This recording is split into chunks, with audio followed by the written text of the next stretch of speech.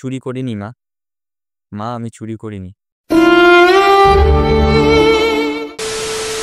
Sir বন্ধু আর বান্ধবীরা কেমন আছো তোমরা? আশা করছি তোমরা ভালো আছো। আমার আরেকটা ভিডিওতে তোমাদেরকে স্বাগতম জানাই। আর এটা কোনো রোস্টিং ভিডিও না, তোমরা হয়তো আমার চ্যানেলে জানো কম বেশি যারা যারা আসো তারা এখানে রোস্টিং ফানি ভিডিও আসে। কিন্তু একটা দুঃখের বিষয় আজকে পাশে দেখছো এই ভাইটা আমাদের সঙ্গে আর নেই। কি হলো তার সঙ্গে? অনেক ঘটনা, অনেক কাহিনী। এই ভাইটা তার ইচ্ছার বিরুদ্ধে আত্মহত্যা করেছে। মনে অনেক আঘাত, অনেক অভিযোগ, অনেক কষ্ট নিয়ে সে এই কাজটা করেছে। সো কী হয়েছে তার সঙ্গে, কে কী করেছে সব কিছু ডিটেলসে বলবো। এই ভিডিওটা তোমরা দেখলে সব কিছু জানতে পারবা। সো শুরু করে থাক বাবুরা। আর একটা কথা বলে রাখি, এই ভাইটা পড়ে ক্লাস 6-এ। কৃষ্ণেন্দুর বাড়ি হচ্ছে গোপালপুর। সে একজন প্রাইমারি স্কুলের ছাত্র। লেখাপড়া, নাটক, নাচ সব কিছুতেই অসাধারণ প্রতিভা তার আছে। সব কিছু থাকতেও অনেক কিছু থাকে না।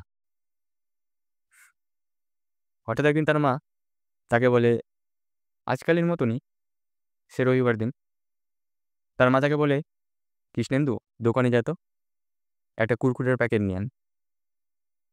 সে মন খুশি করে কৃষ্ণেন্দু দোকানে গেল, গোপালনগরের একটা দোকানে।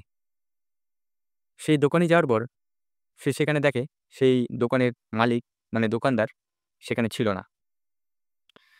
সে কৃষ্ণেন্দু কিছুক্ষণ অপেক্ষা করার পর সেই দোকানদার না আসাতে সে রাস্তার ধারে মানে রাস্তার পাশে একটা চিপসের প্যাকেট দেখতে পায়। সেই চিপসের প্যাকেটটা সে হাতে নিয়ে এক পা দু পা যেতেই সে দোকানের মালিক মানে দোকানদার চলে আসে। তখনই তো শোলগোল। সেই দোকানদার বলে, তুই আমার দোকানে জিনিস চুরি করেছিস না, চিপস চুরি করেছিস। তাকে কৃষ্ণেন্দুকে কিছু বলার সুযোগই দিল না। বাজারে সব লোকজনকে ডেকে তাকে কান ধরা করালো, অনেক গালাগালি, অনেক অপমান করলো। আর হ্যাঁ, সেই দোকানদার মানে সেই দোকানের মালিক সে ছিল পেশায় একজন সিভিক ভলেন্টিয়ার মানে সিভিক পুলিশ। সেই সব অপমান, সেই সব কথা কৃষ্ণেন্দুর মনে একটা দাগ কেটে যায়। ওইসব ঘটনা হওয়ার পর কৃষ্ণেন্দু সেই দিন রাতেই একটা চিঠি লেখে মানে চিরকুট লেখে। সেই চিরকুটে লেখা ছিল, মা কুরকুরেটা আমি রাস্তার ধারে কুড়িয়ে পেয়েছি, চুরি করিনি মা, মা আমি চুরি করিনি।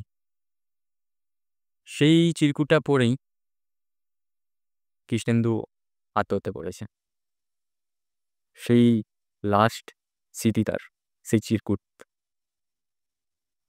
মানে ক্লাস 6-এর বাচ্চা হলেও তার মনে তো একটা মন আছে ভাই, এমনি এমনিতে না। তারপরেই সে পোকা মারা মানে জমিতে যেগুলো চাষবাস করলে পোকা হয়ে যায় না, কীটনাশক, সেগুলো খেয়ে আত্মহত্যা করে। অনেক কষ্টকর, অনেক অত্যাচারিত একটা আত্মহত্যা। তারপরেই বর্ধমান মেডিকেল কলেজ হাসপাতালে সেখানে নিয়ে গেলে কৃষ্ণেন্দুকে মৃত ঘোষণা করা হয়। তারপরে পুলিশ এসে কিছুদিন তদন্ত করার পর সেই গোপালপুরের কিছু দোকানদারের সিসিটিভি ফুটেজ দেখে বোঝা যায় যে কৃষ্ণেন্দু সত্য কথা বলেছে। সে রাস্তার ধারে চিপসের প্যাকেটটা কুড়িয়ে পেয়েছিল, কিন্তু একটা সিভিক ভলেন্টিয়ার হওয়া সত্ত্বেও সে কৃষ্ণেন্দুকে কিছু জিজ্ঞাসা না করেই অত্যাচারিত করেছে, অনেক গালাগালি দিয়েছে, অনেক অপমান করেছে, কান ধরাও করেছে। ওই 5 টাকার জিনিস ছিল, আমার কাছে চাইলে অথবা যে কারো কাছে চাইলে দিয়ে দিত।